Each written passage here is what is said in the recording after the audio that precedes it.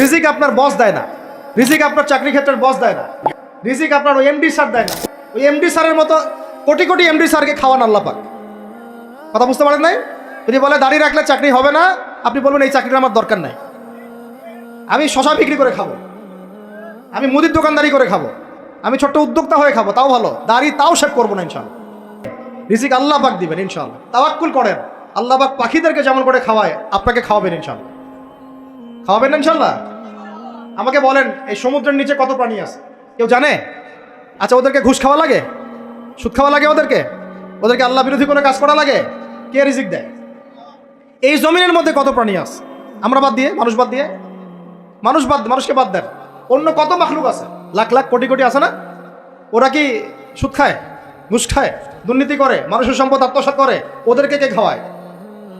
শুধু মানুষ আর জিন, এই দুইটা জাতি আছে যারা নিজেদেরকে মনে করে আমরাই রিজিকের মালিক। নাউজুবিল্লাহ। না মনে করলে তো আপনি ভয় করতেন না। আপনি মনে করতেছেন ভিতর থেকে যে আমি যদি এটা রাখি তাহলে আমার চাকরি চলে যাবে গা, আর চাকরি চলে গেলে আমার তো আর বউ বাচ্চা খাইতে পারবে না। মানে বউ বাচ্চার খাওয়ারের দায়িত্ব মনে হয় আপনার নিজের। মনে করেন আল্লাহ না করুক, কথার কথা, মনে করেন আল্লাহ না করুক, যে বাংলাদেশে বড় কিছু হয়ে গেছে, বাংলাদেশ থেকে ধরেন 5 কোটি মানুষ নাই, গায়ে হইতে পারে না? পারে না। ওই যে যারা ওখানে 5 তলা 6 তলায় গিয়েছিল খাবার খাইতে, ওরা কি জানতো যে এরপরে এখানে পুরো মরতে হবে? জানতো? তো হঠাৎ করে আল্লাহর গজব আসতে পারে না? আর গজব ডাকার তো সব পদ্ধতি আমরা এখন অবলম্বন করে ফেলছি। গজব আসে শিরকের কারণে, শিরক দিয়ে ভর্তি হয়ে গেছে। গজব আসে হচ্ছে সুদের কারণে, সুদ দিয়ে ভর্তি হয়ে গেছে। গজব আসে হচ্ছে বেহায়াপনার কারণে, বেলাল্লাপনা, বেহায়াপনা, মানে পর্নোগ্রাফি, জেনা, ব্যভিচার, ভর্তি হয় নাই? মেয়েরা ছেলেদের পোশাক পরে হাঁটতেছে রাস্তাঘাটে, ঘুরতেছে না? হায়া লজ্জা সব উঠে গেছে। তারপরে গান বাজনা, বাদ্যযন্ত্র, এটা গজব নাজিলের কারণ, বাড়ছে না? কিছু বলতে গেলে আপনাকে শাসাই দিবে উল্টা, আপনাকে শাসাই দিবে, এরকম একটা অবস্থা। তারপর একটা হচ্ছে গজব নাজিল হওয়ার, সেটা মাপে কম দেওয়া, ওই কমে শুআয়বের মতো মানুষের সম্পদ অন্যায়ভাবে ঠকা খাইতো। এগুলো আমরা করি না?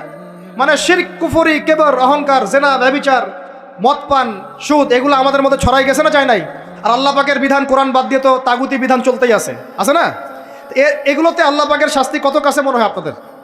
যে কোনো সময় আসতে পারে না?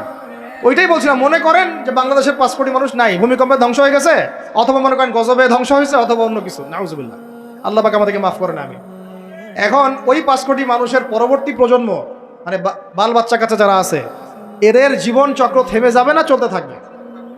বলেন, পৃথিবীর ঘূর্ণন থেমে যাবে না চলতে থাকবে? সময় থেমে যাবে না চলতে থাকবে?